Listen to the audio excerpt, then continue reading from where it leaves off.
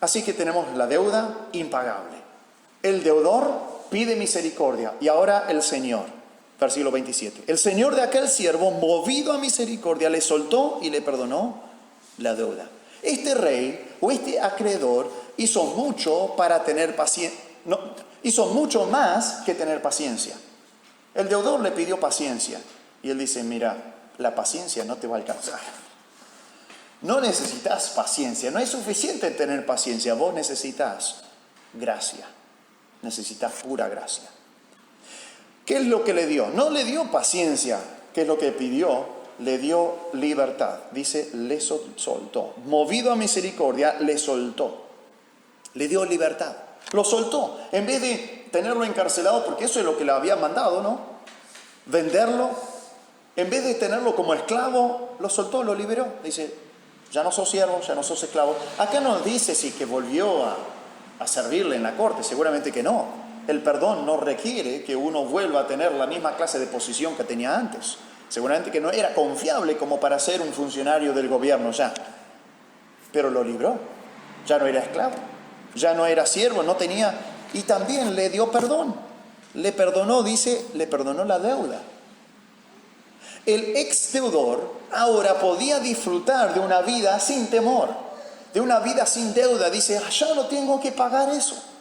Eso es mejor que me tenga paciencia y que yo viva el resto de mi vida y no sé cuántas miles de vidas agregadas para poder pagar. El rey nunca le pediría cuentas de esa deuda. Nunca le diría, pero mira, vos me debes una.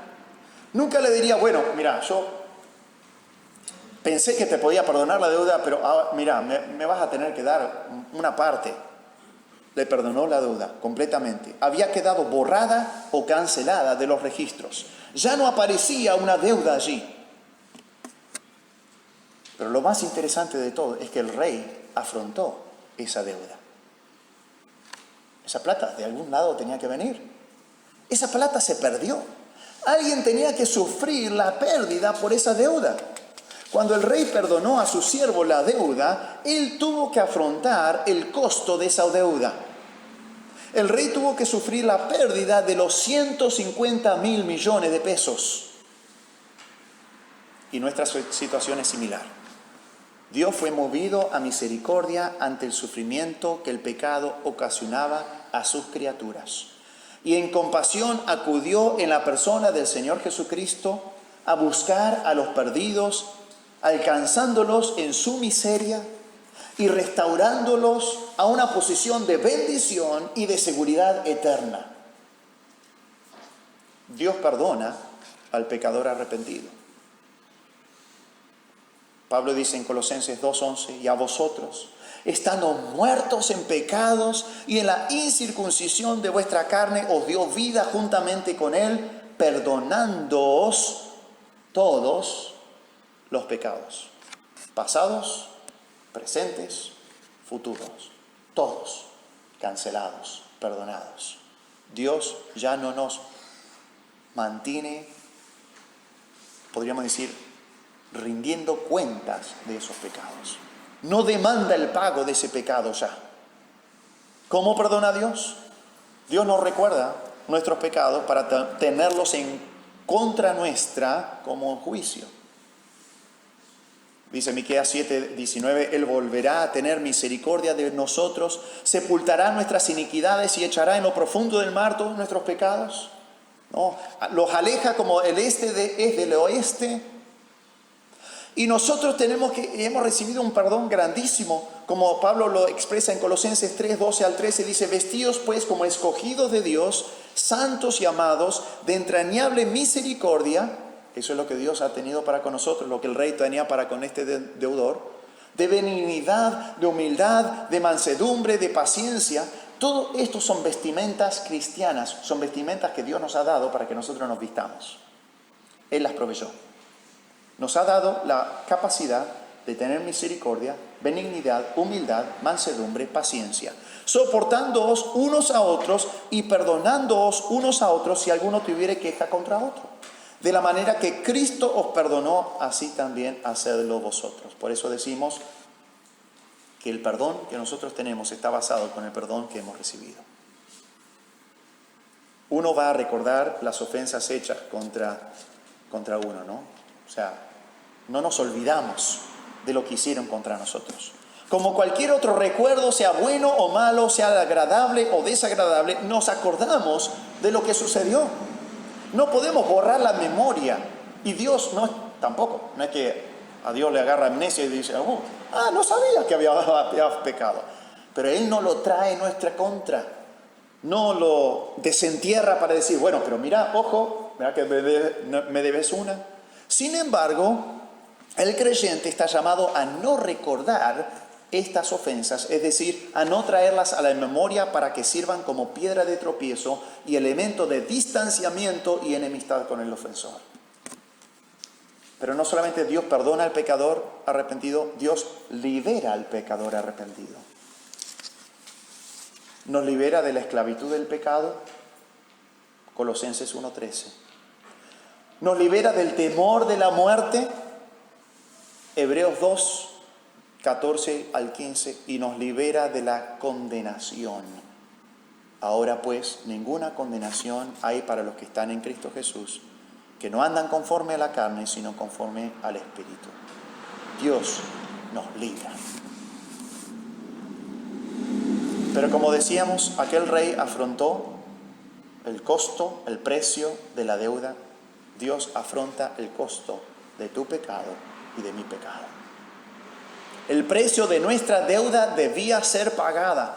Dios es santo y justo y puro, y la deuda moral contra Él debe ser pagada. Si el pecador no la paga, ¿quién la va a pagar? Si yo no puedo pagarlo, ¿quién lo paga? Por eso Dios mandó a su Hijo Jesucristo para pagar mi deuda sobre la cruz. El Dios eterno se hizo hombre y pagó mi deuda eterna en aquel momento en la cruz, cargando con la culpa y con la pena de mis pecados y de tus pecados sobre la cruz. Dios sufriría dicha pérdida. Él afrontó la deuda, Él afrontó el pago de la deuda, lo proveyó. Y por eso Jesucristo vino y asumió nuestra deuda, la pagó completamente en la cruz.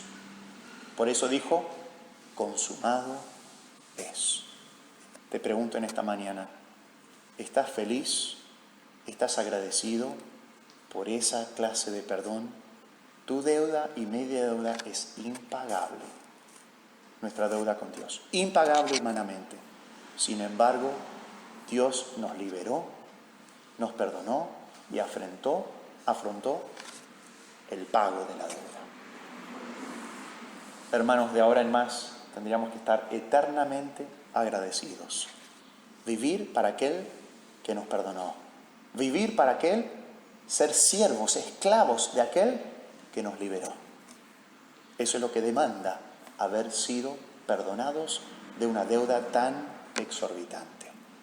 Que ese sea nuestro corazón en esta mañana. Decir, Señor, mis pecados son tan horrendos. He cometido tantas cosas y aún un solo pecado ha sido tan horrendo porque ha sido contra un ser infinito e infinitamente bondadoso y bueno y noble. Yo no me merezco nada, sino el infierno, pero gracias por tu perdón, gracias por tu salvación. Y quiero vivir en eterno agradecimiento. Soy tuyo, soy tu esclavo, soy tu siervo. Voy a hacer lo que tú quieras. Quiero agradarte a ti. Ese es mi sumo propósito en la vida, agradarte a ti. Que ese sea nuestro propósito en la vida. Padre Celestial, gracias te damos por el gran perdón que hemos recibido. Ayúdanos a apreciar ese perdón y a vivir eternamente agradecidos, viviendo para agradarte a ti, viviendo para agradar a aquel que dio su vida por nosotros en la cruz del Calvario, y ese amor de Cristo nos constriñe. Ayúdanos a aplicar estas cosas a nuestra vida. Ayúdanos en primer lugar a reconocer lo horrendo y lo impagable que es nuestra deuda contigo. Y entonces también, por lo tanto, reconocer la grandeza de tu gracia y misericordia para con nosotros, y entonces también que podamos ofrecer el resto de nuestra vida para agradarte y honrarte y obedecerte a ti. Todo esto te pedimos que tú hagas en nuestra vida a través de tu gracia. En el nombre de Cristo Jesús. Amén. Que el Señor los bendiga.